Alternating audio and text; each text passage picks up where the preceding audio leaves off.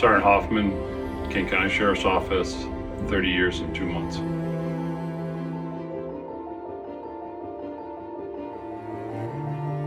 Held the position as a correctional officer. I've been a FTO. I've been involved with the union. I've been president, vice president, union steward. Kind of got wrapped up to getting on the union because patrol and corrections was the same union. And then when the patrol stepped away from corrections, that's when I stepped in as president. What does it feel like to have served 30 years in the same establishment? It's a good feeling. When I got this job, I had tested for other positions on other departments for patrol and firefighter and all that. And when I got this job, I was really happy about getting here, and I knew I was going to put my time in here and make it, because when I got hired, I was 32 years old. Throughout Sergeant Hoffman's 30 years of service, he has exemplified professionalism, integrity, and dedication to both his department and his fellow officers. John has also been a long-standing and active member of the Union Executive Board, serving in various leadership roles, including president and vice president. So, since you've worked in corrections and are now a sergeant, you have seen a lot of things come and go. People come and go in practices in corrections. How do you feel corrections has evolved since you started working with the sheriff's office? Interesting question. I think back in the days when I first started, the detainees were a little more harder and harsh. Now, a lot of the younger ones think that they can do things that they don't want to follow the rules. They think that the rules aren't right. You can't tell me to do that. And that's not the way a correctional facility is ran.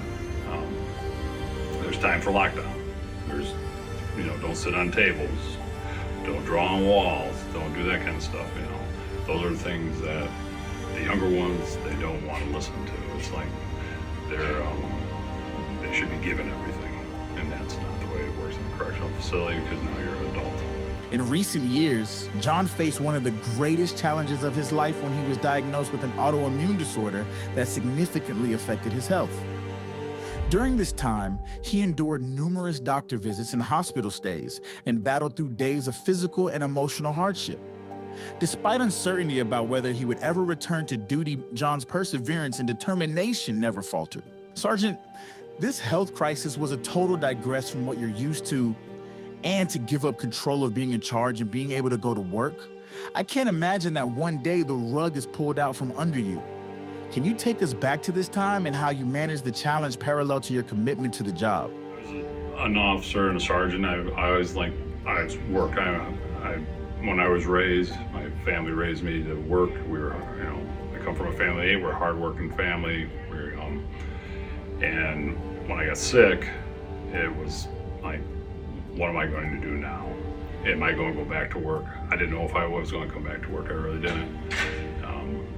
I lost 32 pounds in less than a month. And I laid in bed I was out for 7 months. There's times I couldn't even get out of bed. I had what happened is my body attacked my body, and I just couldn't get out of bed. I didn't want to eat. I didn't know what was going to happen with me, and I didn't want to quit work, but if I had to, I was going to. And I have a great family that backed me on it, and they were always there. My wife, she didn't know what was going to happen with me. There's days she had to help me out of chairs. It was just an awful feeling. So you made it through the healing process and you found strength to come back to work. Are you doing better now? So I'm already still seeing my doctors, and I'm much better now. I haven't put any much weight back on, but that's fine. And my doctors say it's better for me from what I went through.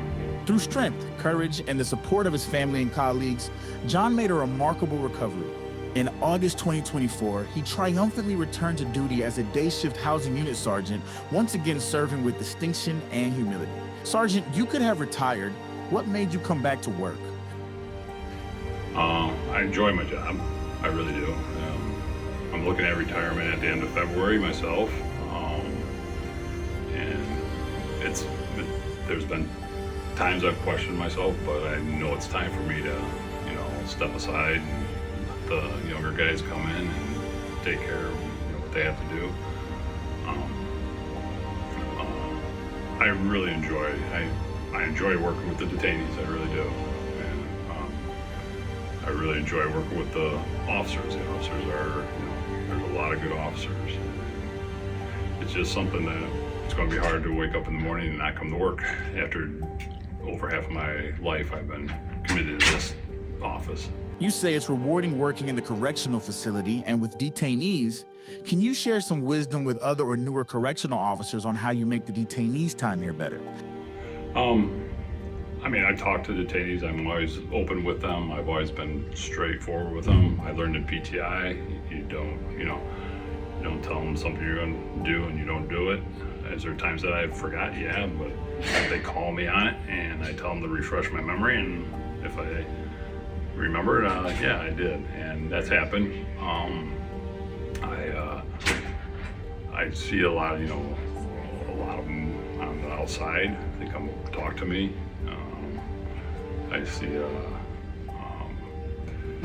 when I came back from being sick, a lot of the detainees came up to me and asked me if I'm doing okay. I don't know if officers talked to them about it, but that was okay. I was fine with that. And they show concern, and they said, "I'm happy you're back." John's decision to return when many might have chosen retirement is a true testament to his dedication, resilience, and loyalty to the sheriff's office and those he serves. Beyond his professional accomplishments, Sergeant Hoffman is known as a mentor and a constant source of support within the department. He is always available to his officers, whether to offer guidance, share knowledge, or lend a listening ear. Can you give me your perspective on what it means to serve your community? Why you feel it's a calling and important for young people to go into this profession, especially serving right in their own county? Really, with serving my community, the community gave to me when I was younger, when I was growing up. My teachers and all that, and I knew police officers, I knew firemen, and all that, because I had a brother who was a fireman, and that. So, yeah, it's good to go back and give back to your community. I think it is a good thing. I have a son who works for the local police department and a son who works for a local fire department in the county where we were raised them in. It's a good profession. Corrections, a lot of people don't really know corrections. It's not the glory of driving out in this car, in a squad car. It's, you're behind the door, you're behind the walls, four walls, and the public. But we need good correctional officers who enforce the things inside here, and can talk with detainees and communicate. And not everybody can do the street stuff. Not everybody can do the correction stuff. And I think corrections is a good thing. I loved it. I really did. I had a couple years on the road back in the 80s when I was like 21 for a part-time department, and I truly like corrections. I have really enjoyed my career here. Sergeant Hoffman's leadership style embodies compassion, patience, and experience, and he consistently fosters a positive and supportive work environment that strengthens his entire team. It is the ISA's distinct honor to have chosen him for the Correctional Officer of the Year. His legacy career of 30 years, perseverance in the path of his health crisis, and his commitment to the profession of law enforcement make him well deserving of this award, and one for others to aspire to.